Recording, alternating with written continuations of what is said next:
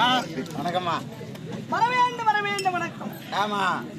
அப்படி இருந்தால் வணக்கம் வாழ்வு தரும் என்பார்கள், வணக்கம் இணக்கம் தரும் என்பார்கள். உண்மைதாமா. அப்படி ஆண்டோர் உரைத்த வாக்கியத்துக்கு இணங்க இந்த இரவு நேரத்திலே உனக்கு என்னுடைய முதற்கண் வணக்கம் ஆகட்டுமா. அப்படி இருந்தாலும் இந்த சபையை பார்த்தால் எப்படி காட்சி இருக்கிறது? இந்த சபையை பார்த்தால் நல்லாதாமா இருக்குது. தேவ உலகத்திலே தேவசபை, தேவசபை, தில்லையிலே கனக சபை, இந்த பூ உலகத்தில் இது நாடக சபை. நாடக சபை மக்கள் நிறைந்த மாபெரும். அதிகமா கோரப்பாய் தெரியல, ஆனா வெறும் சாக்குதான் தெரியுது. ஜெயிச்சுட்டு சும்மா பசங்க எடுத்து வந்துருக்காங்க, குளிருக்கு போயிட்டு. அப்படி இருந்தால் இப்ப லட்சுமிநாட்டம் மருந்திய சபையின் கண் முன்னில்லை. ஆமா, நான் வந்திருக்கிறேன். என்னை உற்று நோக்கி பார்த்தால் உனக்கு யாரென்று விளக்கம் தெரிகிறது? அம்மா, நீ ஆளு யாருன்னு தெரியும், உங்க பேரு தெரியும், உங்களோட பெருமை எனக்கு தெரியும். ஆனா இருக்கக்கூடிய பாமர மக்களுக்கு உங்க பெருமையோ உங்க புகழையோ நான் சொல்லக்கூடாது, நீங்களே தான் சொல்லணும். பாஞ்சமந்தால் ஐந்து நதிகளும் ஒருங்கிணைந்து ஓடக்கூடிய இடத்திற்கு பாஞ்சாலபுரி பட்டணம் என்பது பெயர். ஆமா, அப்பேற்பட்ட பாஞ்சால நாட்டுக்கு வளராக இருக்கும்படியான என் ஆசைக்கும் அன்பிற்குரிய தந்தையார் பாஞ்சால மன்னர். பாஞ்சால மன்னருக்கு அவர் செய்த யாகத்திலே பிறந்தமையினால் யாகஜேனி என்றும், ஸ்ரீயே பிறந்தமையினால் தி திரௌபதி என்றும், பாஞ்சால மன்னருக்கு மகளாக பிறந்ததினால் பாஞ்சாலி என்றும் பெயரிடப்பட்டு நாளொரு மேனி பொழுது வண்ணமாக வளர்ந்து பாண்டவர் இவர் ராஜாக்களை மணந்து ஐவர் ராஜாக்களோடு ஆடம்பரமாக வாழ வேண்டும் என்று என் மனதிலே மனக்கோட்டை கட்டி வந்தேனே. என்ன ஆச்சு? என்ன மனக்கோட்டைக்கு என்ன ஆச்சுப்பா? என் மனக்கோட்டை எல்லாம் மண்கோட்டையா இடிந்து போயிட்டதப்பா. என்னமா? யாரால இந்த நிலைக்கு நானாளா இருக்கிறேன் தெரியுமா? யாரால? கொத்தனாராலையா? அவங்க தான் என்ன கட்டுறாங்க, அவங்க சரியா கட்டலன்னா தான் இடிச்சு வந்துடும். நான் மங்கறேன், நீ பொங்கறேன். ஐயா, என்னம்மா பண்றது? என் சூழ்நிலை, என்னுடைய விதி விளையாடுது. உனக்கு கொழுப்பு கோயிலா போறது. என்ன செய்தான் தெரியுமா? என்னம்மா செய்தா? பாண்டவர் இவர் ராஜாக்களை இந்த உலகத்தில் வாழவிடக் கூடாது, அவரை எந்த விதத்திலேயும் அழிக்க வேண்டும். அப்படி என்று என்ன செய்தான் தெரியுமா? செய்யாத கோலங்களே கிடையாது, அவன் செய்யாத ஒரு அவன் நல்லவனே கிடையாதுமா. நல்லவன் அந்த செய்வானாமா? இது எல்லாம் இருந்தாலும் ஐவர் ராஜாக்களும் யாகஜேனியாக இருக்கும்படியான திரௌபதா தேவியும் அத்திமா நகரம் வர வேண்டும். அப்படி என்று தந்தை திருதராட்சிதன் மூலியமாக நிருபத்தை எழுதி சிறிய தந்தை விஜய மகாராஜனுக்கு அனுப்ப அந்த நிருபத்தை கொண்டு வந்து மன்னரிடத்தை கொடுக்கு. சரி, நிருபத்தை வாசித்து பார்த்து ஏது பெரிய தந்தையின் வார்த்தையை கட்டி தட்டி கழிக்கல் ஆகாது என்று அப்படி என்று ஐவர் ராஜாக்களும் என்னையும் அழைத்துக் கொண்டு அத்திமா நகரத்திற்கு 6 தரத்தாரும் செல்வோம். சரி, சென்ற இடத்துல என்ன நடந்தது? என்னம்மா நடந்தது? ஒரு கொடிய விஷப்பாம்பு கிட்ட மும்பருந்திய பாவி ஜெகனியானவன் இருக்கின்றார்.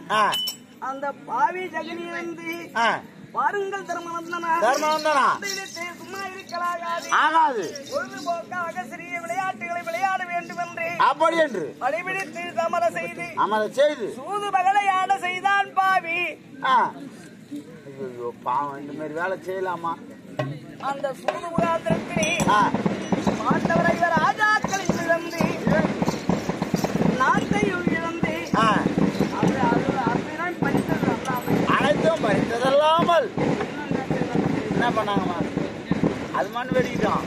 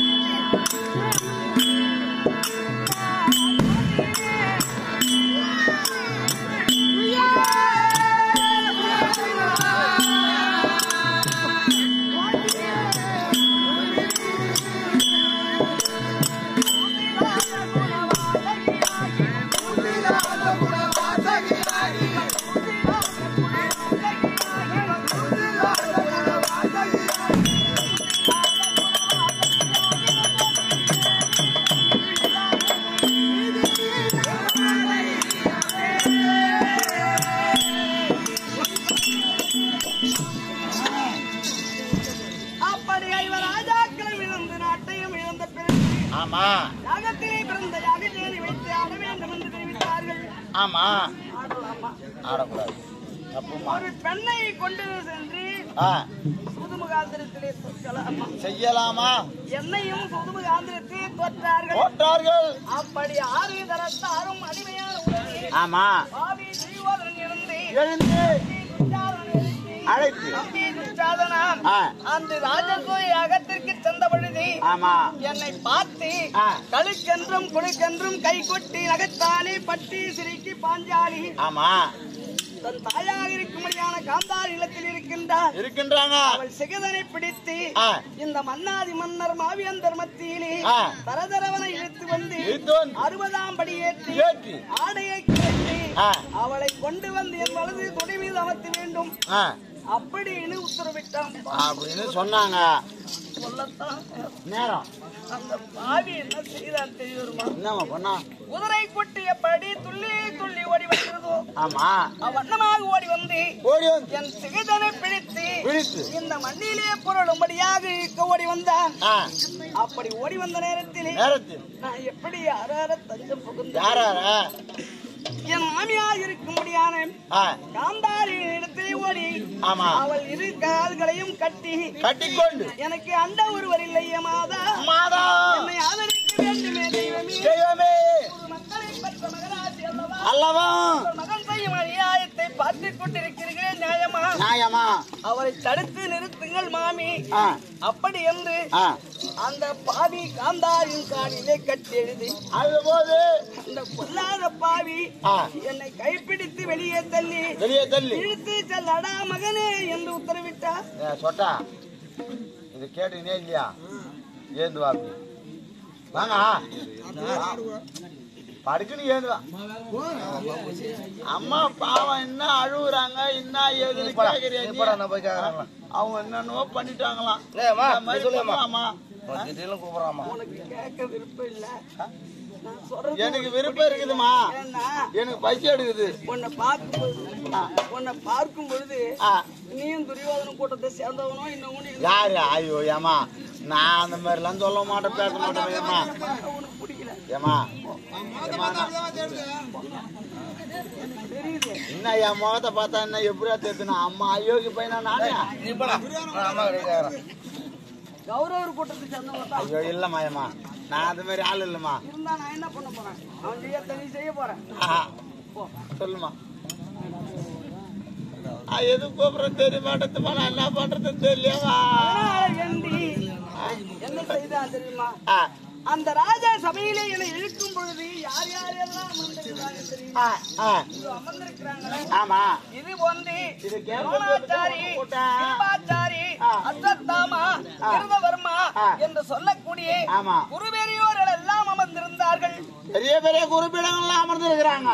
அவர் கால்களிலே ஓடி விழுந்து கட்டி அழுதி ஐயா பொய்யாத வேத புராணம் படித்த பெரியோர்கள் அல்லவா உங்கள் பெரியோர்கள் முன்னிலையிலே இந்த அத்திமா நகரத்திலே இந்த அக்கிரமம் நடக்கலாமா? ஒரு பெண்ணென்று பாராமல் என் சிகதரை பிடித்து இழுத்து வருகிறாயே தடுத்து நிறுத்துங்கள் ஐயா என்று நான் காலில் கட்டி எழுத பொழுது அவர் காலிலே விழுந்து அழுத பொழுது ஒருவரும் வைத்திருந்து பேசவில்லை. எப்படி பேசுவாங்க? பாவி துரியோதனுக்காக பயந்து எல்லாம் கை கட்டி வாய்ப்பற்றிய வண்ணமாக இருந்து வேடிக்கை பார்த்தார்கள். குருபீடங்கள் அந்த இடத்துல நான் இல்லாத போட்டோம் அவன் ஒரே அடி அடிச்சு போட்டு இருப்பேன் நான். அந்த மாதிரி பண்ணான்ல அவங்கள. அப்படி நமக்கு உரிய கணவர் இவர் ராஜாக்கள் இருக்கின்றார்கள். ஆமா எந்த விதத்திலேயே நம்ம அவங்க விட மாட்டாங்க. அப்படி என்று தொட்டி தாலி கட்டிய கணவர்கள் அல்லவா அப்படி என்று ஒட்டுமொட்டமாக ஓடி இவர் ராஜாக்கள் காலில் கட்டியது அவங்களையா என்ன சின்ன வயதிலே தேடி மாலையிட்ட மன்னர்கள் அல்லவா தெருவினிலே என்னை திகைக்க வைத்து வேடிக்கை பார்த்துகளே அப்படி என்று கேட்கிறேன். அவங்க எப்படி இருந்தாங்க? கட்ட குடல் பிடித்து கண்ணெல்லாம் பெற்ற மகன் பாண்டவர்கள் தகிரி கோவிந்தார் உனையின்றி என் மானம் அவர் கற்கள்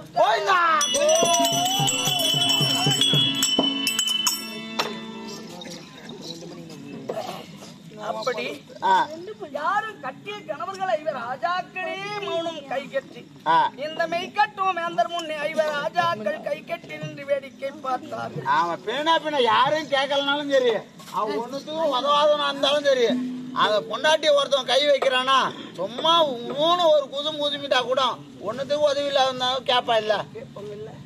யாருமே வாய் திறக்கல. எல்லோரும் இப்படி கை கட்டிய வண்ணமாக நின்று வேடிக்கை பார்த்தாங்க. ஊத்தாள போயாவது அவனுக்கு ஒரு தடி அடிச்சுட்டு வந்தோம் அப்படின்னு நினைப்பாங்க. ஆனா ஒரு ஆள் மட்டும் எழுந்து கேட்டாங்க. யாரு அது? அம்மா பேரும் வாய் திறக்கல. ஒரு ஆள் கேட்டாங்க. ஒரு ஆளு. அவங்க யாரு? அந்த கௌரவர்கள் 100 பேரிலே இறைவராக இருக்கும்படியான விகர்ணன் என்று சொல்லக்கூடியவர் சின்ன ஆளா 100 பேர்ல கடைசி ஆளு. அவங்க கூட்டத்துல அந்த ஆள் நான் தான்மா. அப்படியா? உனக்கு நல்ல உடனே எழுந்து அட பாவிகளா, அட தோகைகளா, அண்ணன் மனைவி நமக்கு தாய்க்கு சமமாக வேண்டுமே, அப்பேற்பட்ட யாகத்திலே பிறந்த யாகஜேனியை கொண்டு வந்து இப்பேற்பட்ட பங்கத்தை செய்தீர்களே, நீங்கள் எல்லாம் உருப்பட மாட்டீங்க, அடாது செய்வோர் படாது படுவார் ஒரு நாளைக்கு, அப்படி என்று அவங்கதான் எழுந்து இப்பேற்பட்ட துரோகம் செய்யலாமா அப்படின்னு கேட்டாங்க. அவங்க தான் உரைச்சுக்குது, அவங்க தான் கேட்டுக்கிறாங்க. அவங்க கேட்டதும் என் மனம் குளிர்ந்தது. பேர்பட்ட இந்த பேரரசு இந்த உலகத்தில் கொஞ்சமான பேரை உட்காந்துக்கிறாங்க. அம்மா பேர்ல யாருமே வாய்ச்சிருந்து கேட்கல. ஆமா, கட்டின கணவரும் கேட்கல. இவங்க எழுந்து கேட்கிறாங்களே, அப்பதான் நான் எழுந்து ஐயா இருகரம் குப்பி நீங்கள் யாரையா இந்த சபையில யாரும் கேட்காத இடத்துல நீங்க எழுந்து கேட்கறீங்களே யாருன்னு கேட்ட போதுதான் அம்மா இந்த பாவி துரியோதனன் பிறந்தவன் இந்த 100 பேர்ல இந்த 100 பேரிலே நான் தான் இளையவன் விகர்ணன் என்று சொன்னாங்க. அப்ப நான் என்ன நினைக்கிறேன், அப்பதான் உங்களுக்கு தெரிஞ்ச ஆளு யாருன்னு. அப்பதான் யாருன்னு தெரிஞ்சது. பரவாயில்ல. நான் என்ன நினைச்சேன் தெரியுமா, அவருக்கு ஒரு வரத்தை கொடுத்தேன். எப்படியா? இப்படி யாரும் நீதி கேட்காத இந்த சபையிலே நீங்கள் எழுந்து கேட்டீங்கள் அல்லவா, என் மனம் குளிர்ந்தது. அதனால என்னது, இந்த மனித பிறவி நீங்கி பின்னால் பிறவி எடுக்கும் காலங்களிலே நீ ஒரு பிள்ளை பூச்சியாக பிறக்க வேண்டும். ஆமா, எல்லாரும் தூத்திலே பூந்து நின்றதுக்கு வேற எதனா வரம் கொடுக்கறது இல்லமா, அதனால தான் தொம்ம நீட்டியா கிடக்குது. யாராவது அடிச்சுக்கிறாங்களா பாத்தியா? என்னதா புள்ள பூச்சியா? அட கம்முன்னு இருமா, நான் கரும்பு ஓட்டினே இருந்தேன், ஒரு 10-15 மேல நறுக்கி தள்ளிட்டான் அண்டை தள்ளும் போது. நறுக்கூடாது அது நான் வரம்புல வெட்டும் போது எனக்கு சேர்த்து யாருமே தொட மாட்டாங்க. அப்படி பிள்ளை பூச்சியாக பிறக்க வேண்டும். ஆமா, உன்னை யாராலும் உன் உயிருக்கு அழிவு ஏற்படக்கூடாது. அப்படி என்று எந்த நேரத்திலும் என் மனம் எப்படி குளிர்ந்ததோ அவண்ணமாக குளிர்ந்த இடத்திலே நீ காலத்தை கழிக்க வேண்டும். அப்படி என்று உங்க விகர்ணருக்கு வரம் கொடுத்தீங்க. பிறகு நான் மனதில் யாரை நினைந்தேன், யாரா எல்லைக்குள் என்னை போல் எங்கு நின்றிருக்க முடியாத எம்பெருமான் சிவநாராயணர் நினைந்தேன்.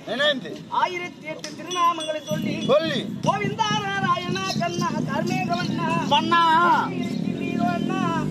தங்கை என் மானம் பறிபோக போகிறது, மானத்தை காப்பாற்ற வேண்டும். அப்படி என்று இருகரம் கூப்பி நான் அழுது அழைத்த பொழுது எனக்கு மறைமுகமாகவே நின்று இந்த மாபெரும் சபையிலே இந்த மாலாதத்தில் அழித்து என் மானத்தை காப்பாற்றினார் எங்கள் அண்ணன் ஆதிநாராயணன். பரவாயில்ல மாயமா, அவர் இல்லைன்னா என்ன ஆயிருக்கு நம்ம கதி. அப்பேற்பட்ட எங்கள் அண்ணன் ஸ்ரீ கிருஷ்ணர் இல்லைன்னு சொன்னா என் மானம் அந்த சபையிலே பறிபோயிருக்கும். அது முடித்து அப்படின்னா என்ன பண்ணி? ஆமா, அதனால அதோடு விடவில்லை. ஆமா, பத்திரத்திலே எழுதி கையெழுத்து வாங்கி அஸ்வத்தாமன் கரத்திலே கொடுத்து மேலுகிரி சாரலிலே கொண்டு போய் ஒளித்திருக்கிறாங்க. எப்படி இல்ல 12 ஆண்டு காலம் மனம் போக வேண்டும். ஓராண்டு அஜ்ஞாதவாதம் செய்ய வேண்டும். அது யார் சொன்னது? அது யார் சொன்னாங்கன்னு தெரியல. அந்த சூறாக சொன்னானே பாவி ஜகுனி மாமா, சகுனி மாமா, அந்த பாவிதான் என்று சொல்றான். நான் தான் இந்த நாட்டை சூதாடி பறித்தவன். எனக்காக வேண்டி ஓராண்டு அஜ்ஞாதவாதம் செல்ல வேண்டும். அஜ்ஞாதவாதம் எப்படி? இந்த நாட்டிலே வாழ வேண்டும். பாண்டவர்கள் நாட்டிலே வாழ வேண்டும். மீண்டும் கண்டறிந்தால் மறுபடி 13 மீண்டும் 13 ஓட்டுவேன். அப்படி என்று தெரிவித்து பத்திரத்தில் எழுதி கையெழுத்து வாங்கி கொண்டு போய் ஒழிச்சிருக்கிறாங்க. சரி, அதிலே இருந்து நாட்டை விடுத்து நாட்டு மக்களை விடுத்து இந்த ஆரண்யமான காரகத்தில் ஐவர் ராஜாக்களோடு இந்த காட்டிலே நாங்கள் அவங்க ஏதோ பண்ணாங்க போனாங்க, நீங்க ஏதோ பண்ணி போனீங்க. நீங்க இருக்கிறீங்க உங்க குடும்பத்தோட, என்ன வேற எதுன்னு வந்தா இந்த வெயில்ல வாட்டி வதக்கிறீங்க. நான் என்ன பண்றது இந்த காட்டுல?